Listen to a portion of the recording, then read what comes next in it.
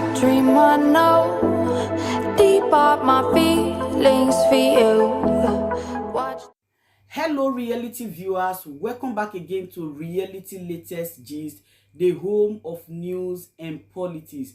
For this channel, we dey drop news every day and we dey react to every videos wey comes our way. And na reality news now we dey drop for this channel, and we dey also dey talk am as e be. If today na the first time we say you dey come across this channel, you are highly welcome. Thank you so much for stopping by. And if you are returning subscribers, I appreciate all of una for una massive support to this channel. I say may God bless all of una in Jesus name. Amen. I get video wey I want present to una this very moment, and I go dey follow una dey watch the video. After we don watch am together, make we drop our opinion constructively for the comment section. Like our videos and also share our videos if possible. Bye for now. All right, welcome back. Well, yes, we do have His Excellency Dave Umahi, Chairman of Southeast Governors Forum and Governor of Ebonyi State, joining us on the program today. Good morning, Your Excellency. Thank you for joining us on the program today. Now, yeah, for the umpteenth time, the forum has spoken about security in the Southeast. Yet, you have some of these matters just, it just seems to not go away. Why does it appear intractable addressing the challenges concerning security in the Southeast? Well, I don't think that the security of Southeast is totally different from what is happening in other places in Nigeria. But in a way, I don't think it's impossible to address the challenges. It's a bit complicated. So does the forum understand the complications, and how are they addressing it? Yeah, the first is the psyche of our people. Over time, there have been these issues of marginalization, the region not being treated equally with, other regions.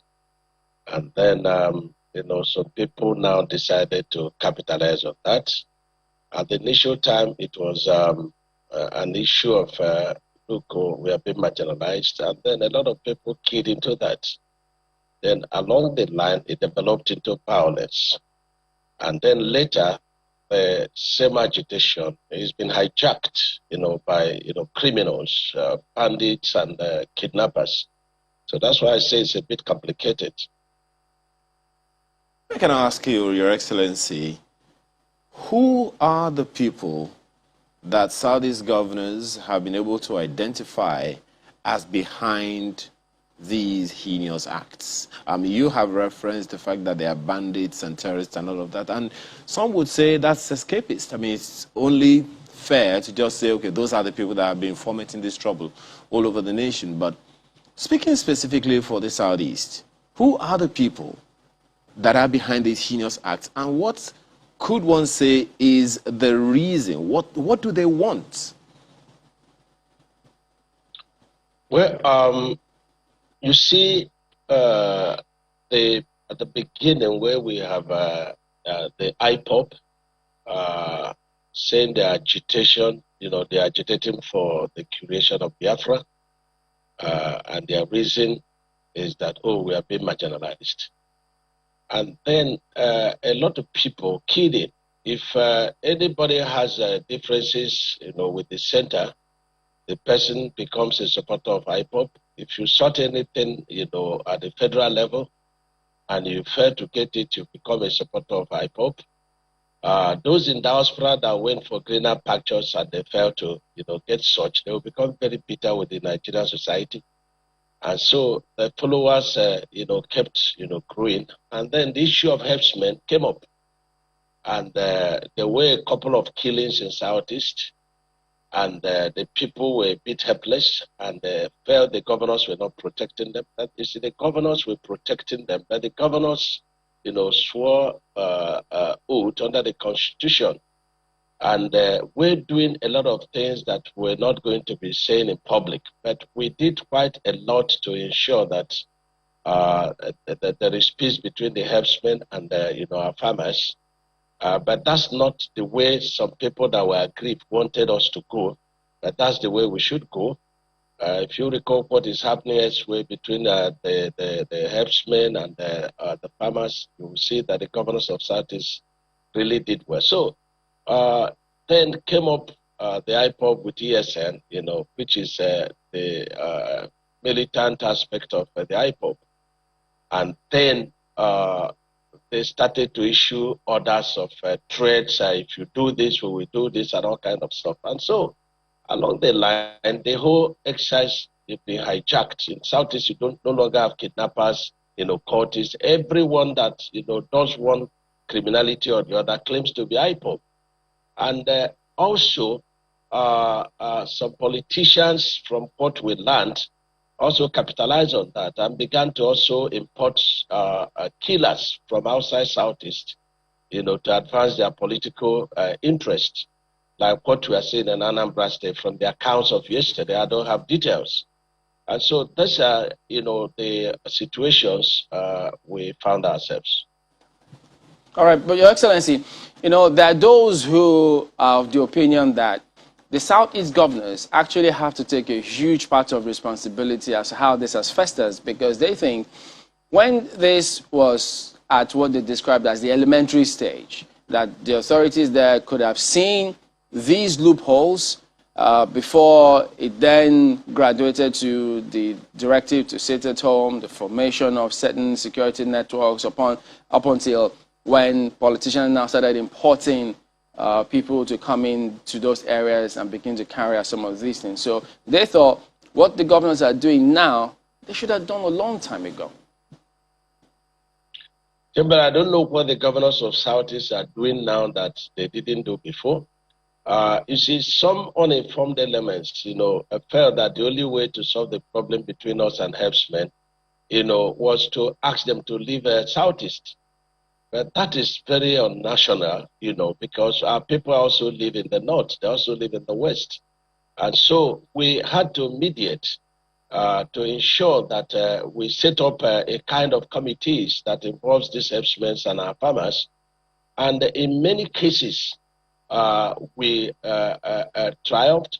But you must also know that most of these killer herdsmen came from outside. And we'll be shouting it at the national level, and we'll be shouting it at the state level. So there's nothing we are doing now that we didn't do. But remember that the governors, the attempts they made, to also checkmate some of these things, because of the psyche of our people, being brainwashed, I can use that, believing that someone is fighting for them, we didn't really have the support of the masses, because they have been indoctrinated, they have been misinformed. But now the situation is changing, because they are beginning to say, look, if you are fighting for us, why are you killing us? Even if you are not the one killing us, by your words, by your broadcast, you've made ways for us to be killed. And we no longer will tolerate that. You referenced the youth earlier, and even now that you have spoken, and it's a little bit fuddling, Your Excellency, that while these things are going, as you said earlier, all these killer herdsmen and all those things, they aren't happy, they aren't as strong anymore as these other issues that are from within the Southeast itself. It only begs one question as to how significantly, how strongly, how persuasively the leadership, the elite, the political class in the Southeast are carrying the people along in order for them to have a unity of purpose. I don't understand what you're exactly driving at. Okay, the point I'm trying to make, Your Excellency, the point I'm trying to make is, generally, much of the insecurity that is going on now, from what you have said, they are happening from within the Southeast by members of the Southeast. So I'm just wondering if there is anything the political class is doing, the elite in the Southeast is doing, to ensure a carry along, such that everyone can sheath their swords and work for the peace and progress of the Southeast and Nigeria in general. Yeah, about 2 months back, we had very extensive meeting, with our larger stakeholders in Southeast, and with Ohanese, and we asked Ohanese to drive, a number of committees, committee on security, committee on marginalization, committee on industrialization, committee on youth development. And they did. Just yesterday, they submitted their report to us, which we're going to escalate to our stakeholders to study. And then we now come up with, means and ways to implement them. But don't forget that the NSAS gave us also the opportunities in Southeast. And we have organized a number of our youths, in conferences. And then we have set up a number of empowerment programs, for the youths. On the issue of carrying the people along, we started our governors' meeting in Southeast, with calling the stakeholders to join us. I think of late other regions have emulated that. So we've done everything possible to carry everybody along, and the clergy, very important people in this project, because our people tend to believe them, when they mount the pulpits and talk to the people. So we've been carrying them along.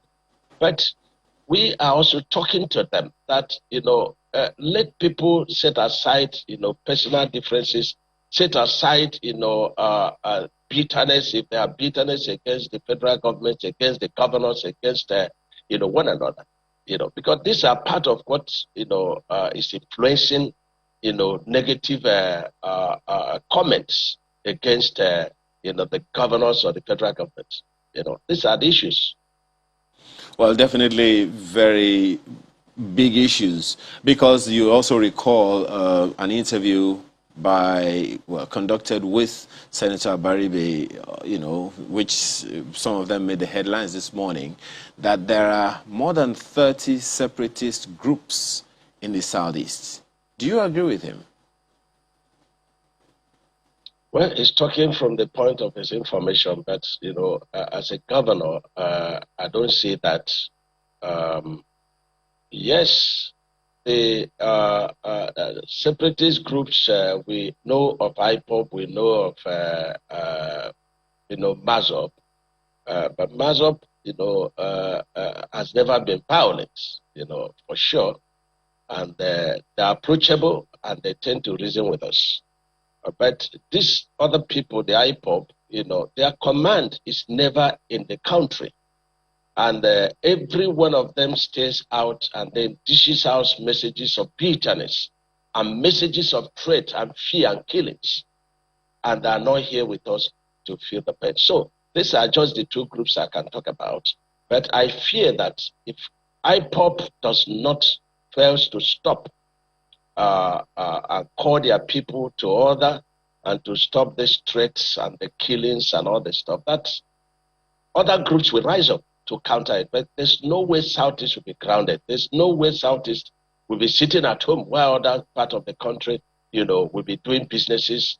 And whereas we are the people that should actually be moving, because we earn our living by moving. So how is it that those persons who you described as maybe fifth columnists, how are the people listening to them and not listening to the elected officials? We can't understand it.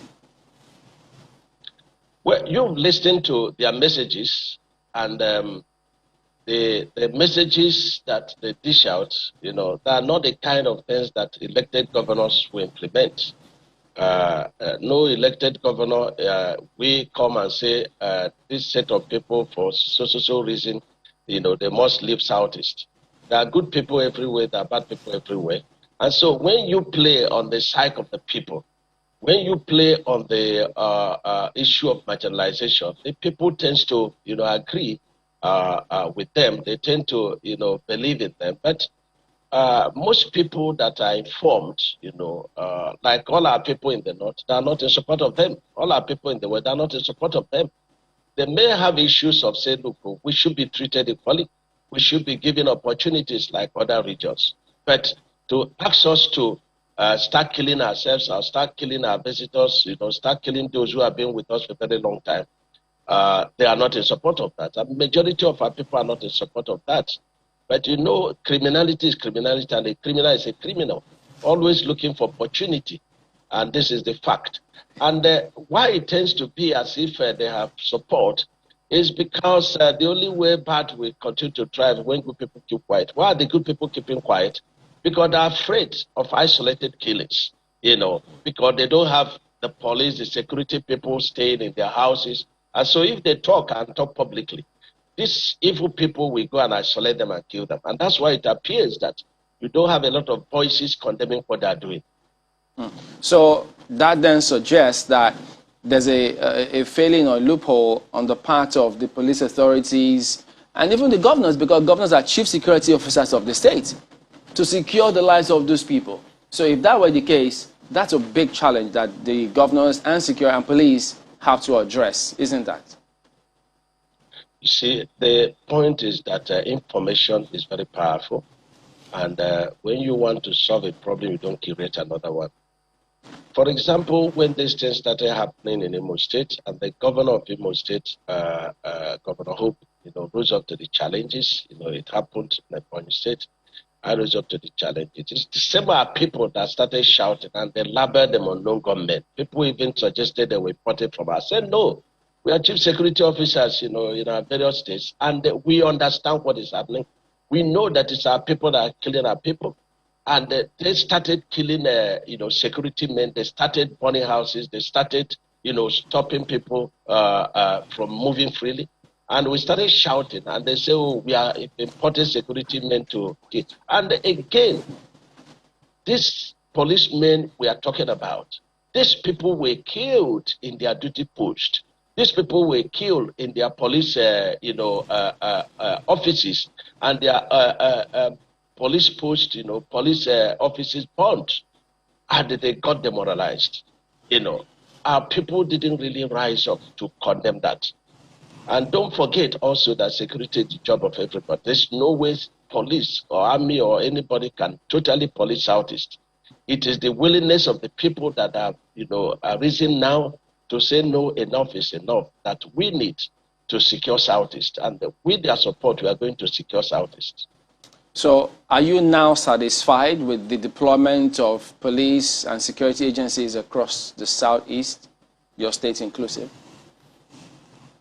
Well, not at all. These are issues we want to also address with the security chiefs. The deployment is so lean, but I pity them very highly. Look at insecurity in the north also, in the west also.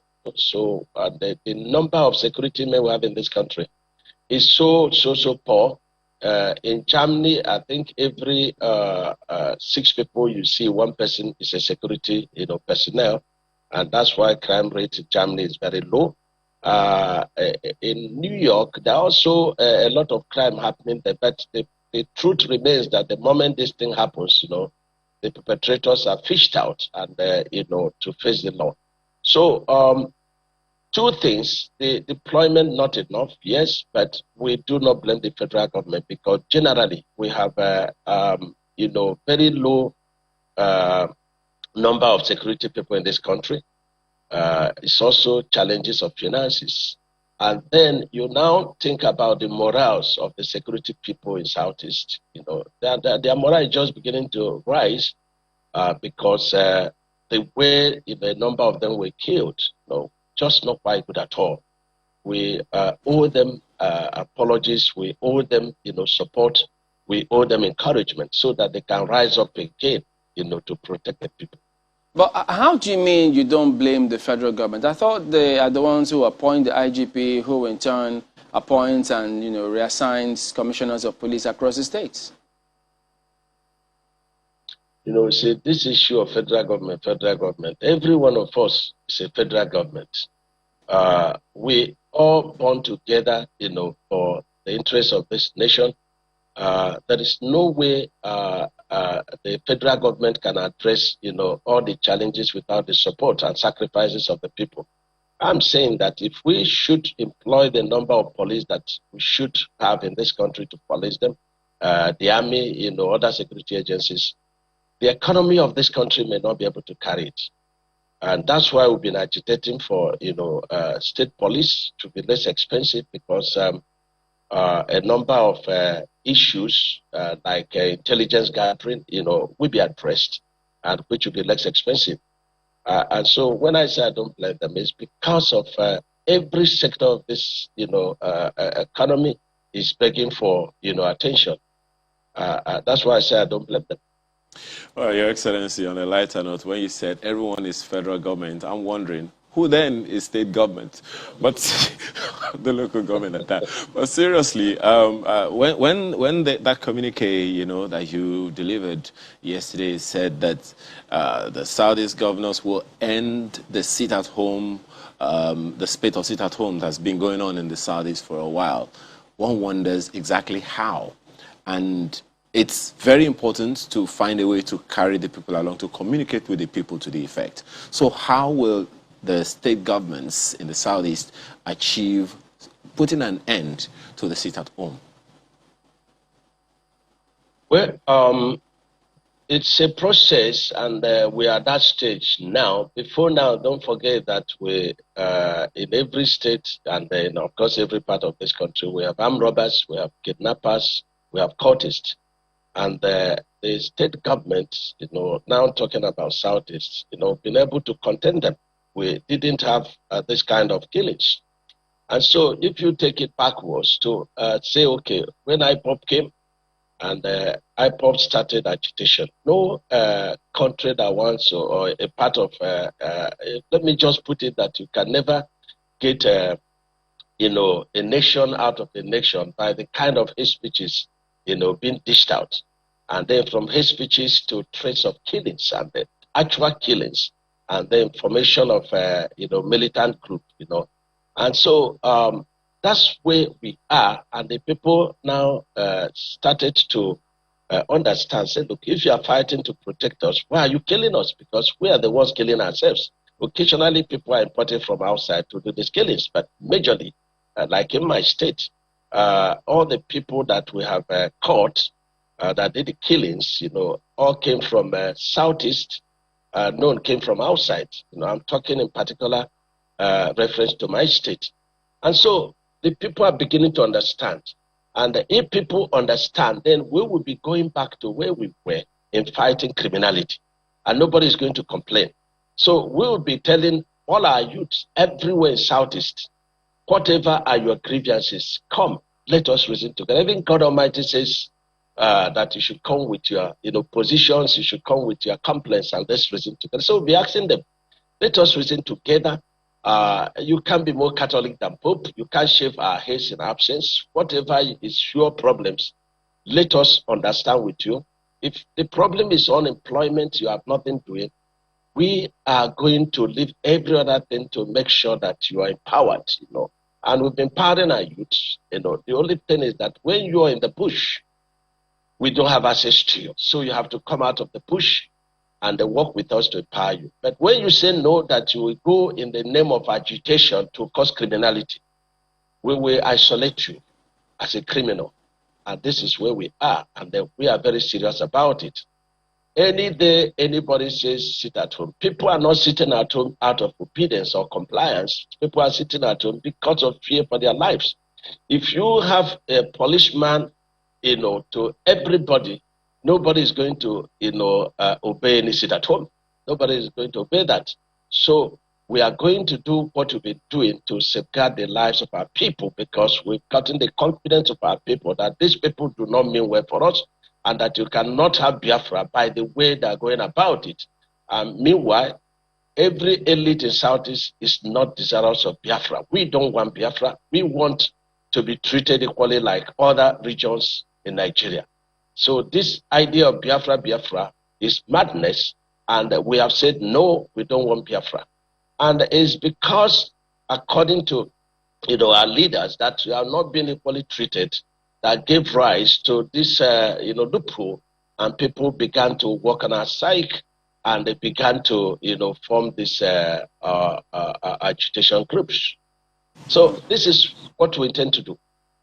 Well, it turns out that the separationist groups are not just in the Southeast, they're equally in the South, and who knows where else you could hear some of these matters. And so there's a fundamental challenge that needs to be addressed by governments such that these kind of matters, the reason, for which they come up in the first place are addressed, that perhaps those might just become history if they are. But the forum equally referenced Ibubago again. So what exactly is the current situation with that? Before I say that, let me talk about other agitation groups from other regions. Let me say that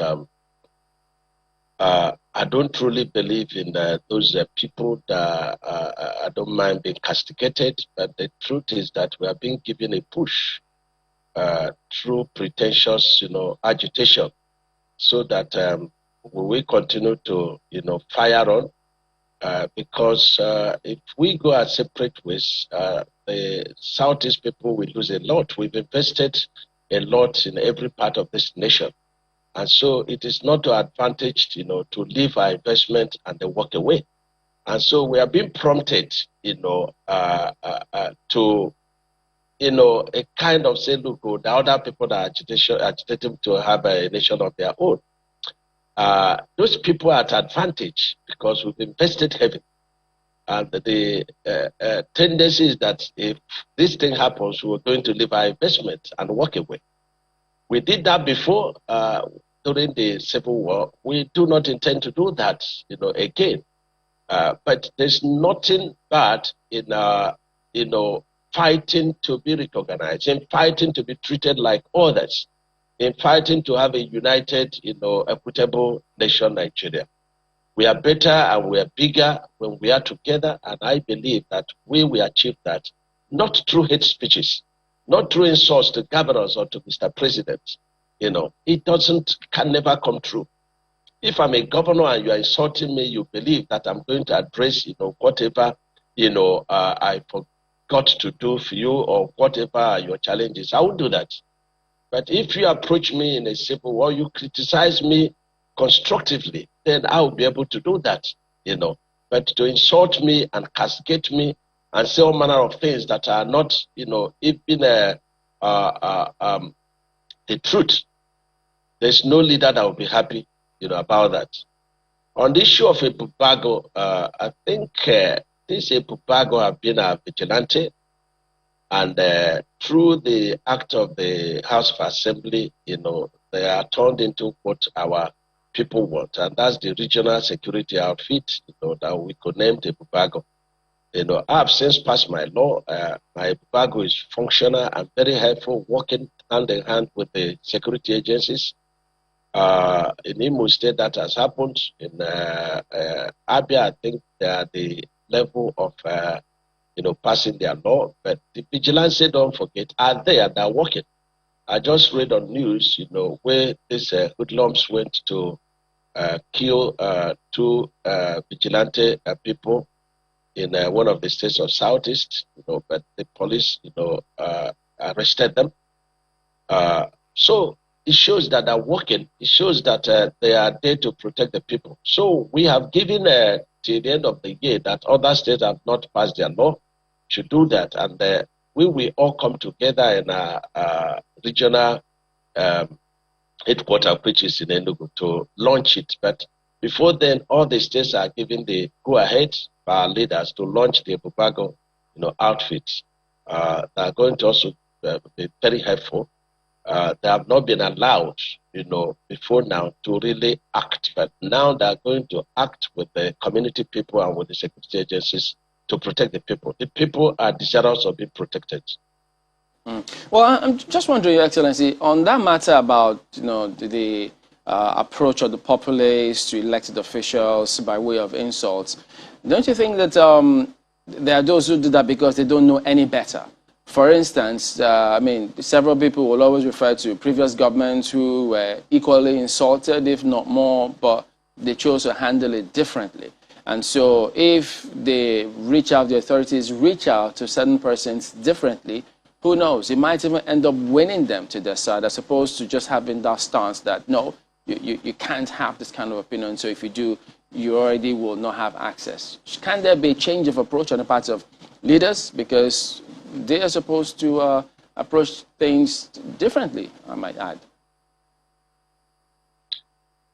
Again, Chamberlain, we are all leaders in our own rights.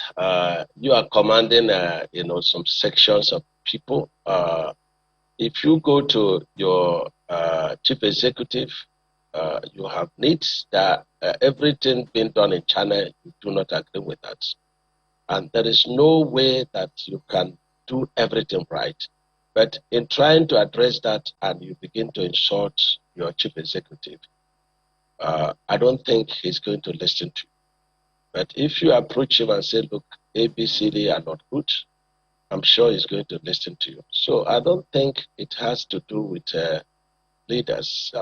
When you do not want to work, and again they will ask me, where is the work? Ask governors about the attitude of some of our people towards work. And it's these people that believe that, the money belongs to them and they don't need to work to earn the money. And these are the people that are filled with bitterness, and these are the people that approach issues. But they are not a majority.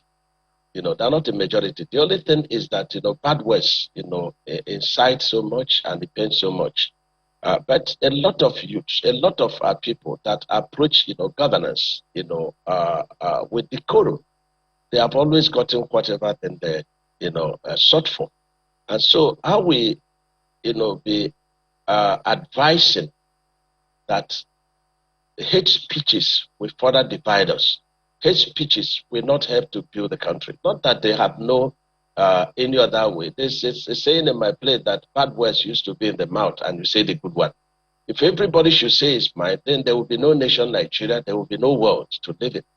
And so it is a question of, sometimes how you were brought up, and another one, the way you are filled with bitterness. For example, if somebody is very bitter with Stave Umahi, the governor of Ebonyi State, maybe he didn't get one thing or the other, he will carry the same bitterness against Mr. President.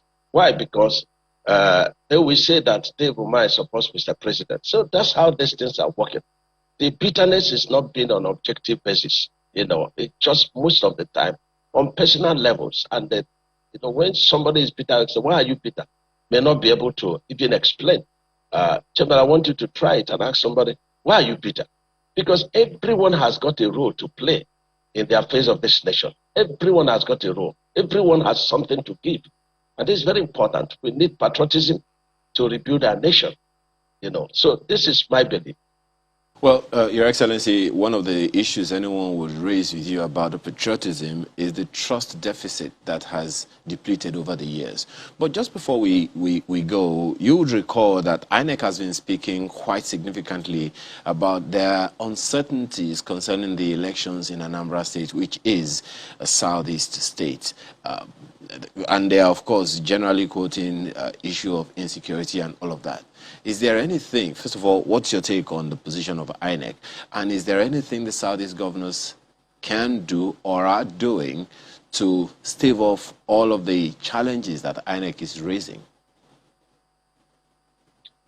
We spoke about election in Anambra State yesterday. Unfortunately, our colleague, the governor of Anambra State, was not able to come and said was sending the deputy. We did not also see the deputy. We would have been able to evaluate, the stories we are hearing that the killings in Anambra State is, politically motivated. But on the other hand, you look at what Bob is saying, that there should be no election in Anambra State. Two things. If there is no election and we go into a constitutional crisis, of course, the National Assembly and Mr. President are there to sort that out. But it will be a slap on the federal government because, maybe some political parties, that have seen they will not be able to win are importing people to do the killings. These were some of the reports we got yesterday, unconfirmed reports. But IPOB is positioning themselves, as the killing, agent, because they are the ones saying there will be no election. They are the ones saying if you come out, we kill you. If you be any, Nigeria plate number, we will isolate you, we kill you. So even if they are not the one killing, they have taken responsibility for the killings. And so I think that the federal government must do everything possible to show that, they are in charge and the election must hold. even if it is shifted within the limit of INEC constitutional powers, that election should hold. Just one more thing or so before we go.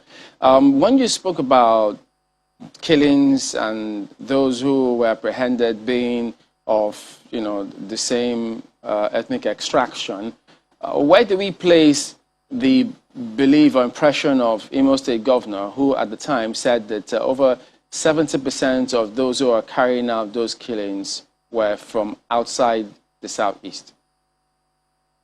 I accommodated that in my,